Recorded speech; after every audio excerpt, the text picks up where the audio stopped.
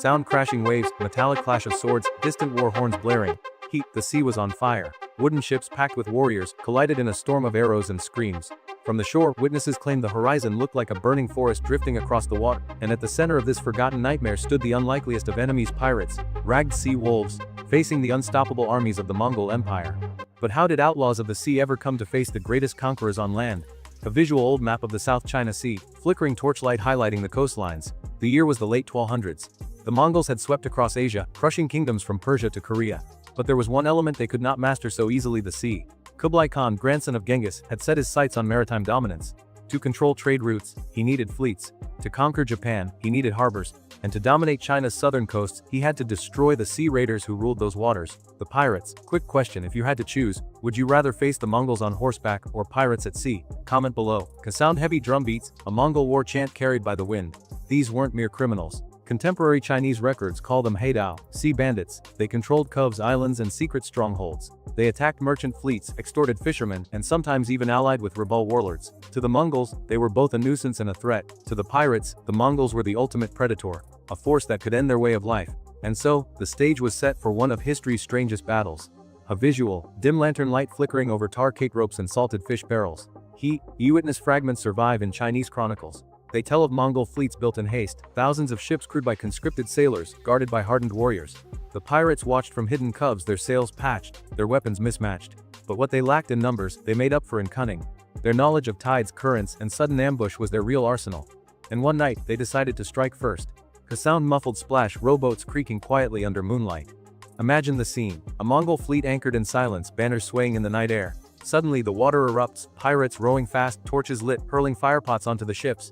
Flames lick the rigging, arrows rain from both sides, chaos spreading like wildfire. The sea itself betrayed us, one chronicler later wrote. It hissed and spat flames as if it belonged to the bandits. Would you watch from the shore, or join the fight? Smash like if you'd never stepped near that harbor. Her visual, burning ships drifting toward the horizon, figures leaping into black water.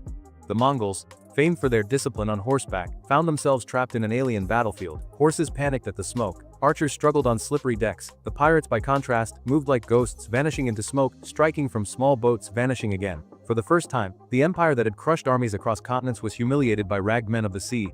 But humiliation would not stop the Mongols, it only fed their fury. Sound Mongol horns blaring, drums pounding faster. Kublai Khan ordered retaliation.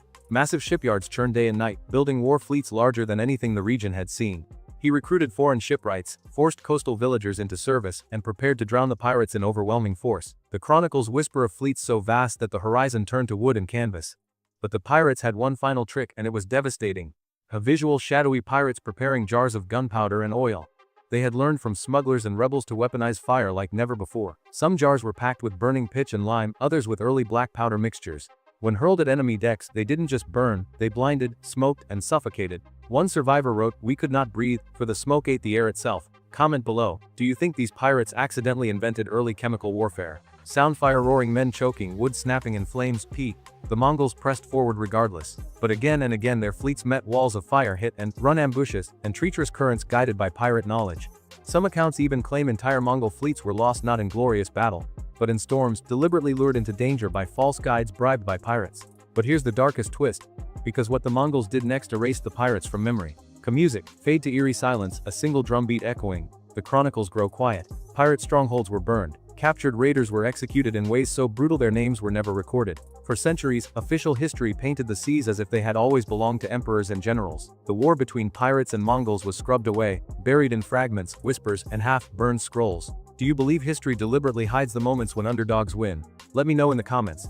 Sound pages of old scrolls turning in firelight. And yet, in the folklore of fishing villages, in sailors' songs, and in rare, scattered records, the truth survived that once, pirates dared to fight the empire of the horse lords, and for a moment, they won. But the full truth of this war, who these pirates were, and how they fought, is still waiting in the shadows. Music swells, drums fade into distant thunder. If you want more stories of battles history tried to erase, make sure you subscribe, because this channel is where lost voices rise again. A sound low rumble of distant thunder, waves slapping against the hull of a ship. To understand how pirates managed to hold their own against the Mongol Empire, we have to dive into the details of their clash. This wasn't one neat battle neatly recorded, it was a silent war, fought in fragments, hidden coves, and midnight ambushes. The Mongols were masters of open plains, but on the water, every advantage tilted toward the sea raiders. But first, let's talk about the Mongol fleet, because it was unlike anything they had built before. A visual carpenters hammering planks, massive ships rising in dry docks. Kublai Khan poured immense resources into building an armada. Chronicles from Yuan China describe hundreds of riverine craft, sea junks, and war galleys, some carrying siege engines meant for land battles. Imagine catapults mounted on swaying decks, hurling stones across the waves. To man these ships, the Mongols conscripted Korean, Chinese, and even Persian sailors. But here was the flaw: these men were often unwilling, underfed, and terrified of the sea. Pause for a second. If you were forced to join such a fleet, would you fight or secretly pray the pirates rescued you? Comment below. K-sound, hammer striking wood, chains rattling, sailors shouting in multiple languages. The pirates, by contrast, thrived in chaos. They knew the monsoons. They understood which bays could swallow a ship whole and which reefs shredded hulls like knives. They moved in fleets of small, agile craft, junks and sampans that could dart in and vanish. They had no empire to protect, no honor to uphold, only survival and profit. And that made them unpredictable. And unpredictability is exactly what shattered the Mongols' first great naval expedition. A visual: stormy seas, ships tossed in towering waves. In 1274, during the Mongol invasion of Japan, some pirates allegedly allied with Japanese defenders. They used fire ships, vessels set ablaze, and steered toward Mongol formations. Even if you've heard of the famous Divine Wind, the typhoon that smashed Mongol fleets, fewer know that pirates and smugglers played a role in harassing them long before the storm. Some Japanese texts claim bandits of the sea boarded stragglers, killed their crews, and looted supplies, weakening the invasion fleet before nature finished the job. But the Mongols didn't forget. They came back stronger and bloodier. Sound: thunder booming, drums echoing in battle rhythm. Heath, the second invasion of Japan in 1281, was the largest fleet the world had ever seen. Over 4,000 ships, tens of thousands of men. Yet even then, pirates shadowed their movements, harassing their supply lines. Reports mention bandits who came from the sea like birds of prey, stealing the grain meant for soldiers. The Mongols lost men not just to battle, but to hunger and exhaustion.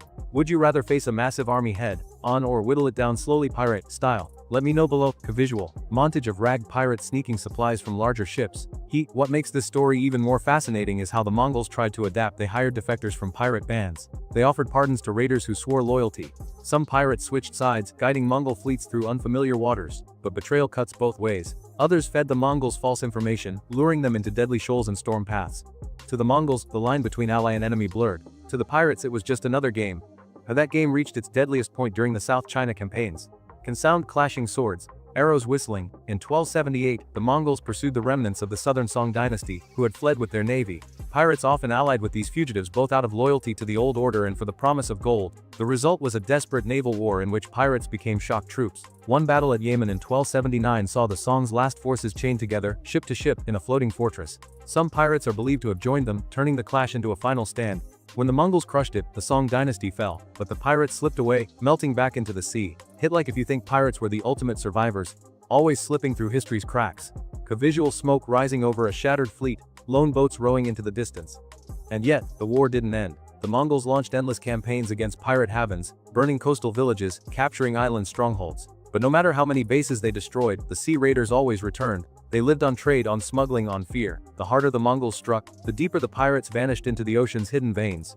But eventually, the Mongols struck back with something new. Something the pirates couldn't fight with fire or cunning. And sound: creak of massive wooden hulls, ocean winds howling. They began to build super fleets, not quick galleys, not borrowed junks, but massive warships designed to outlast ambushes. And here the Mongols had an advantage: endless manpower and wealth. Entire provinces were forced to build ships. Reports describe vessels so wide they carried gardens and horses on deck. Against these floating fortresses, pirate raids began to falter.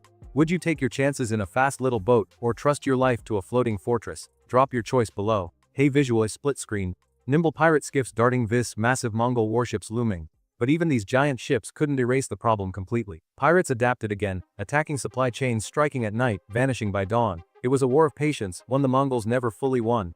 And because the empire hated to record its failures, much of this struggle was buried.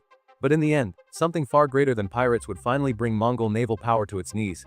Sound: wind howling, distant thunder rolling closer. Nature itself. Music: deep, slow build, storm sounds swelling.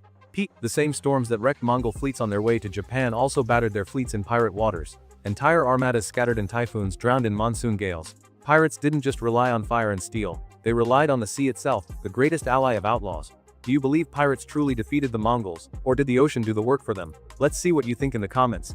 Sound: storm fades into silence, only creaking timbers left afloat. And so the story closes. The Mongols never became true masters of the sea. Pirates outlasted them, waiting for the empire to crumble, then reclaiming the waters once again.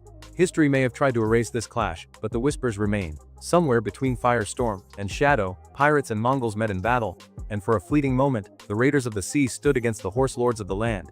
But the question is, how many more battles like this lie hidden, waiting to be rediscovered?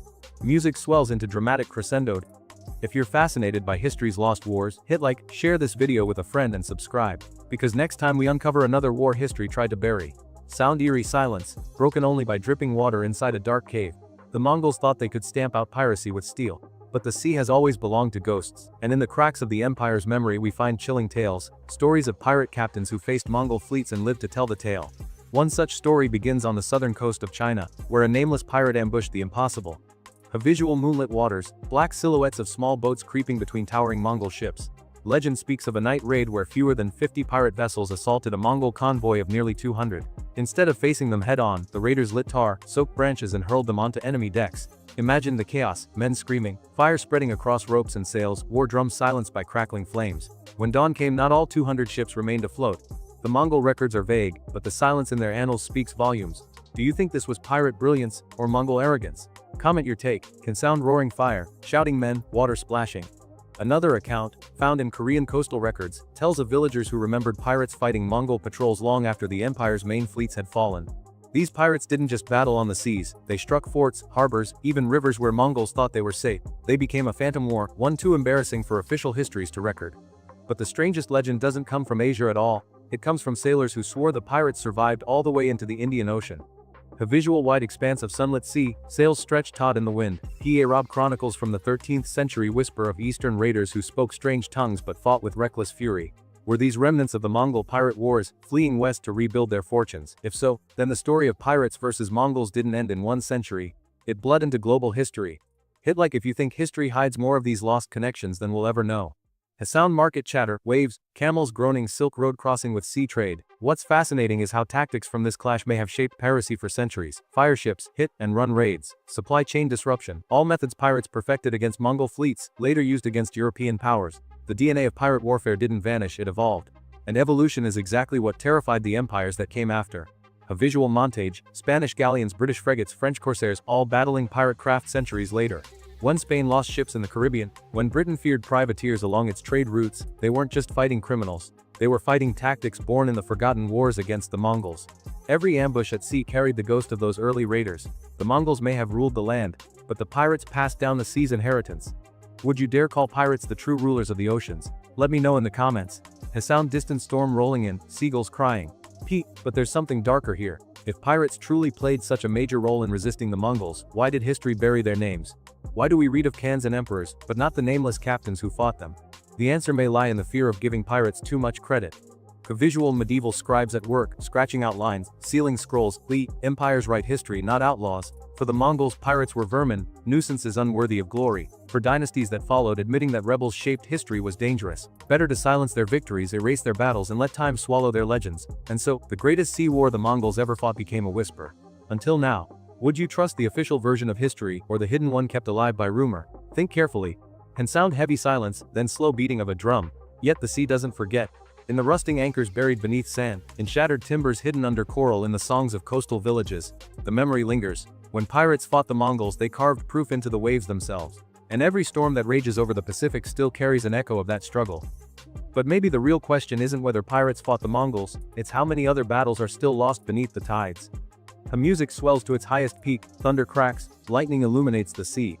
If you've stayed with me through this hidden war, you're part of the crew keeping these stories alive. Smash that like button, drop your thoughts below, and subscribe for more battles history tried to erase. Because the sea is endless, and so are its secrets. Sound storm fades, replaced by the steady crash of waves. Closing beat,